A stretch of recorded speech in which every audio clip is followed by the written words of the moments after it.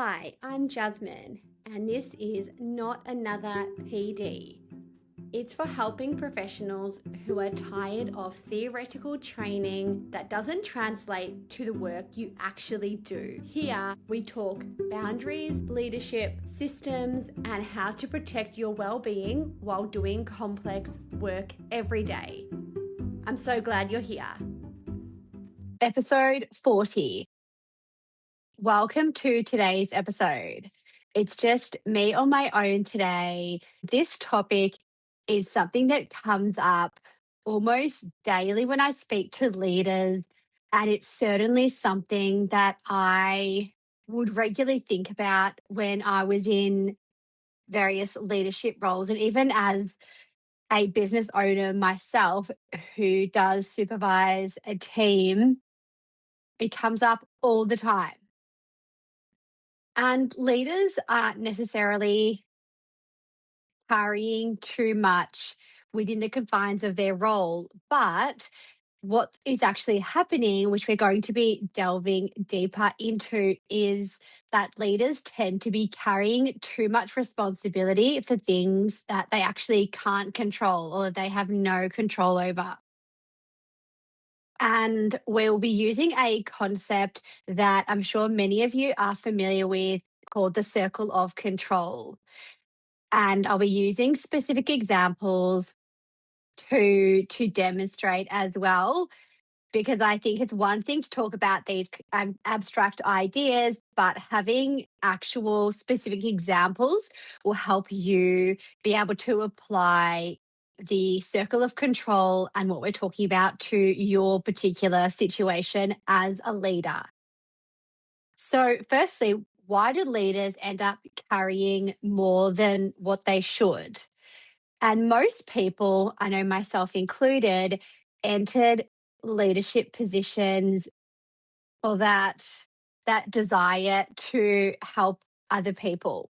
I guess that's also a common reason why leaders tend to overwork and not always take breaks when they should, because they're genuinely caring people. And prior to moving into leadership roles, they were really skillful practitioners. So they also genuinely care about clients and have a lot of experience working directly with clients as well.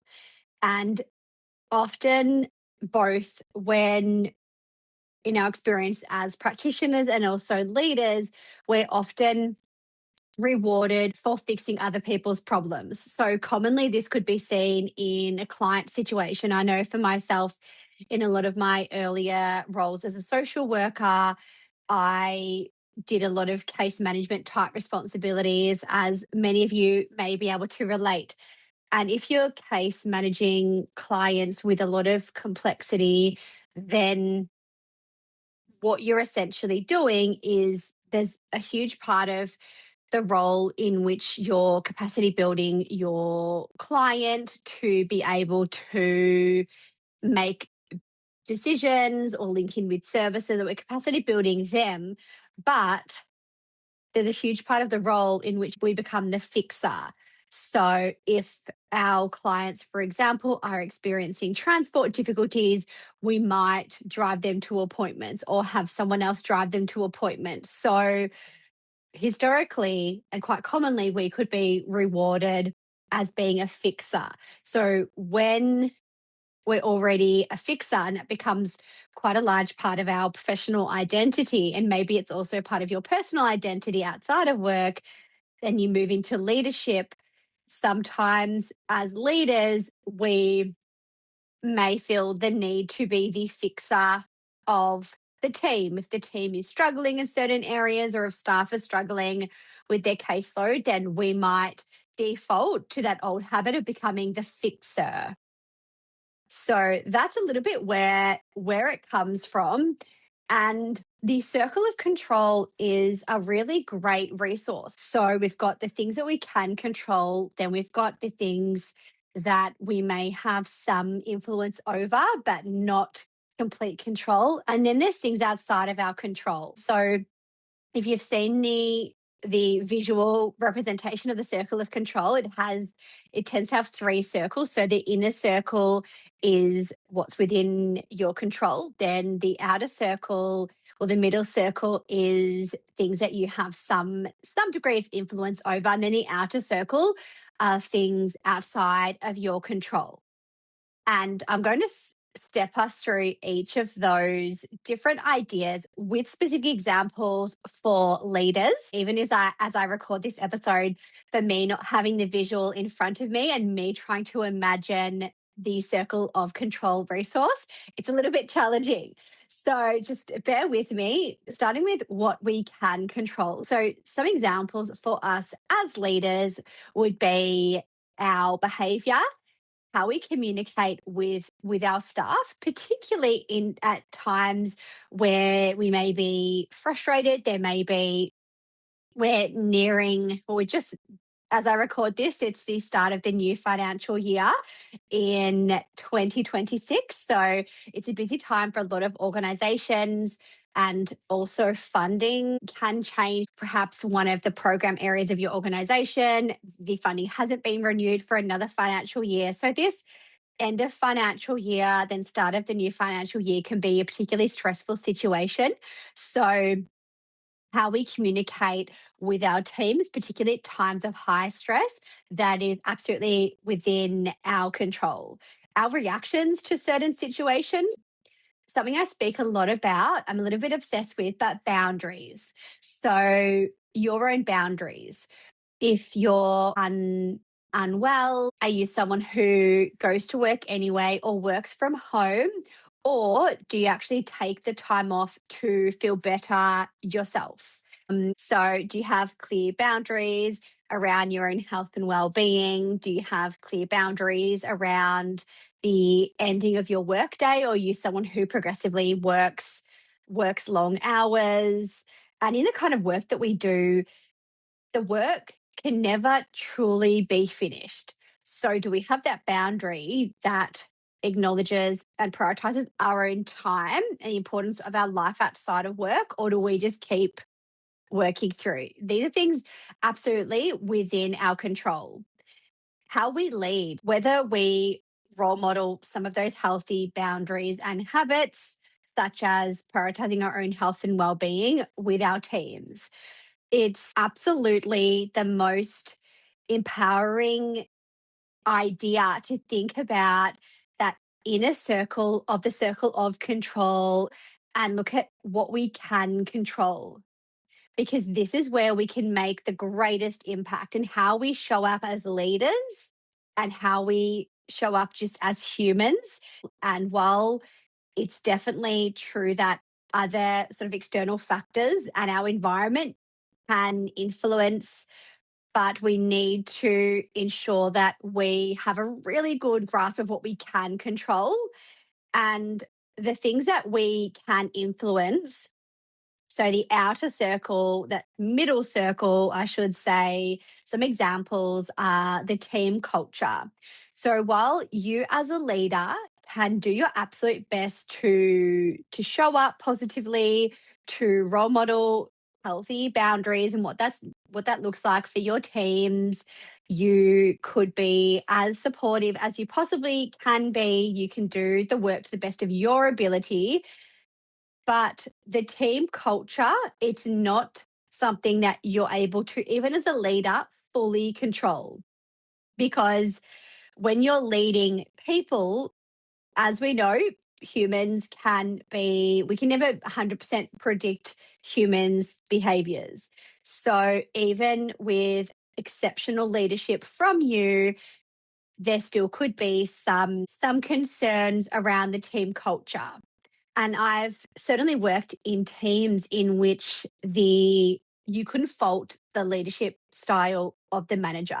They were supportive, they were approachable, they supported the professional development of the team. But then there was some areas of improvement or need for improvement with the team culture overall. And because we work with humans, despite your amazing leadership, which I'm sure you're an amazing leader, despite your amazing leadership, when we supervise other humans, as we know, us as humans, we can be unpredictable at times, and we can never, despite exceptional leadership, we can never predict 100% of the time how our team members can behave. So there could be instances of bullying in the team culture. There can be instances in which there's certain members of the team who get along really well, who are friends outside of work, and there's a few others in the team who don't feel as welcomed.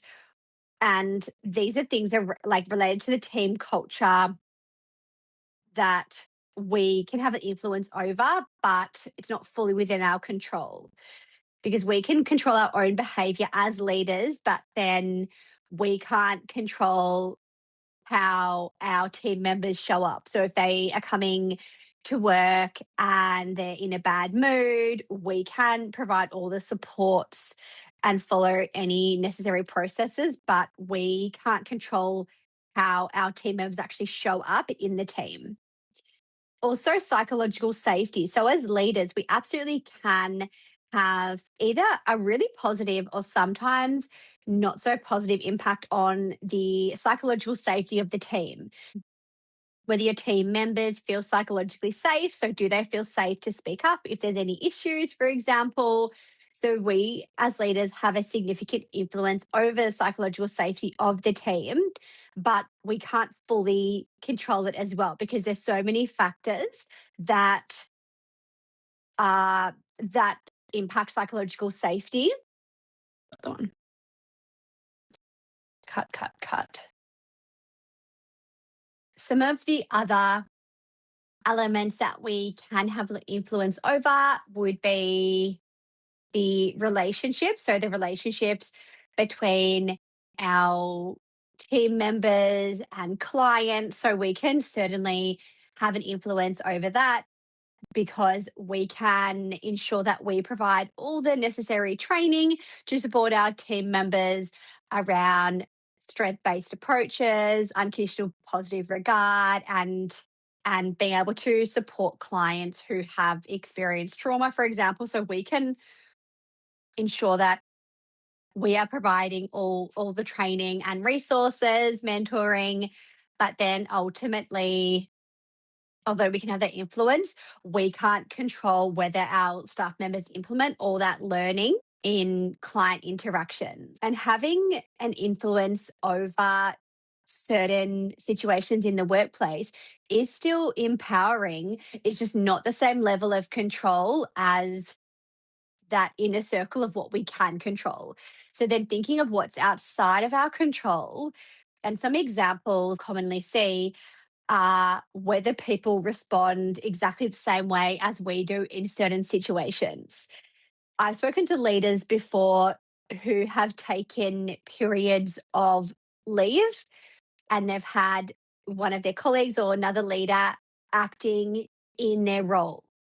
And then they come back and see that things were done differently, and this other leader who is acting in their role did things differently to how they did. They have different processes. They may have introduced new processes.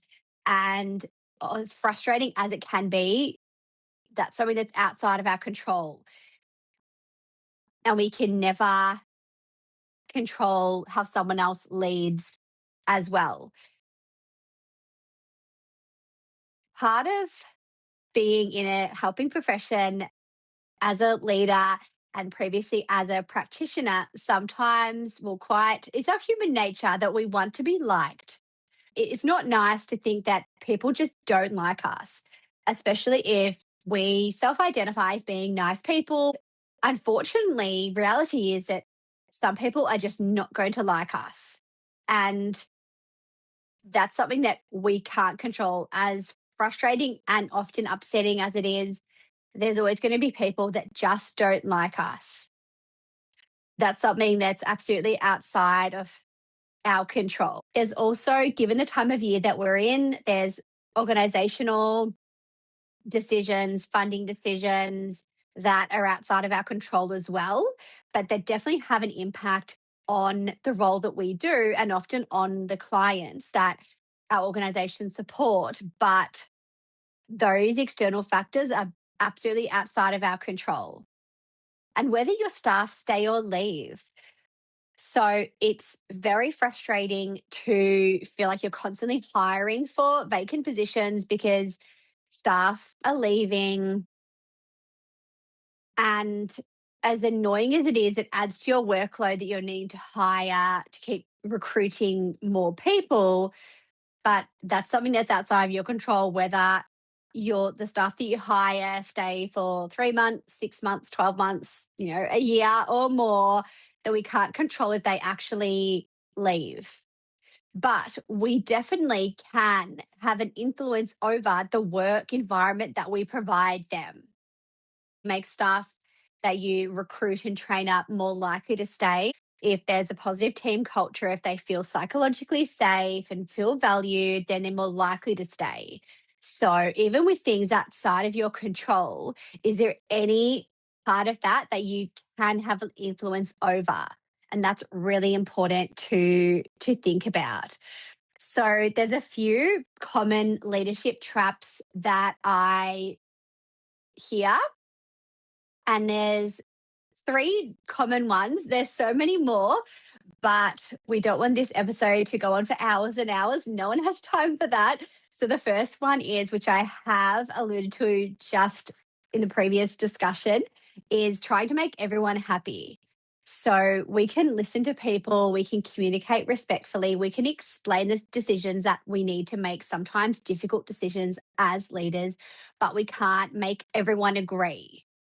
And even with funding changes, perhaps you need to change some of your team members' roles. They may look a little bit different. Maybe they need to work across two program areas because of funding reductions. And as much as we try to accommodate everyone's needs, sometimes it's not possible. And there's always someone, when something needs to change, there's always someone who's not going to take kindly to the change. So trying to make everyone happy, try as we might, it's impossible. The second one is trying to change another leader.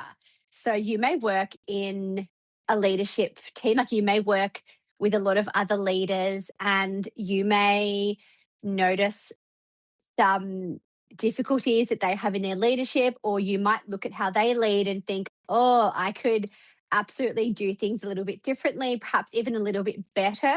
But trying to change how another leader leads is, again, something that's outside of your control. So you could have an influence over the leadership style of others. You can provide them with any resources, trainings, anything that's helped you as a leader. You can share all of that knowledge, but ultimately it's up to the other leader whether they take any of that feedback or advice on board. So again, it's just going to cause you more stress, and it's going to actually take you away from focusing on your own leadership by worrying too much and trying to change another leader. The third one is sometimes we carry too much responsibility for everyone's emotions. So, the emotions of our teams, of the clients.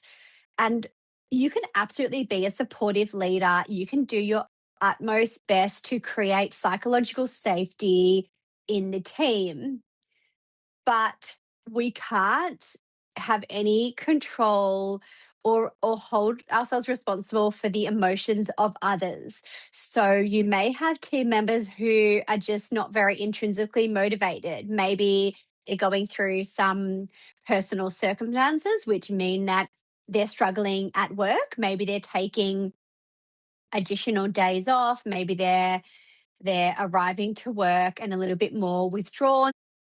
Apart from checking in with your staff members, letting them know that there are supports available, including EAP, checking in with them in supervision, and all of those normal processes that you'd be doing, encouraging them as well to take time off if they need to. Just despite the fact that you could offer all of those supports, it doesn't mean that you're in any way responsible for the emotions of those around you, even if they are in your team. So there are three common difficulties that I hear leaders speak of. I have a simple reflection exercise for you. I invite you to think about just one current leadership challenge. So don't think of your long list of challenges that you're experiencing as a leader. Focus on just one and ask yourself, what are you trying to control with this leadership challenge? And is it actually yours to control? And if you have reflected a little bit deeper and you think, well, actually, this issue is outside of my control, think about, is there anything you're able to influence? And use one practical workplace example. So, just giving you an idea here, if you have a staff member who's resistant to change, so separate what belongs in each circle. So, if you've got a staff member resistant to change, what are things that are within your control, things that you have somewhat of an influence over, and things outside of your control? Leadership isn't about trying to make everyone happy all of the time. It's really about recognizing where your influence begins and where it ends. Thank you for joining me on Not Another PD. If this episode was helpful and you'd like to find out more, you'll find ways to work with me in the show notes. And if there's a topic you would like covered or someone you think should be on the podcast, I'd love to hear from you. Remember, clear boundaries don't just protect our clients, they protect us too.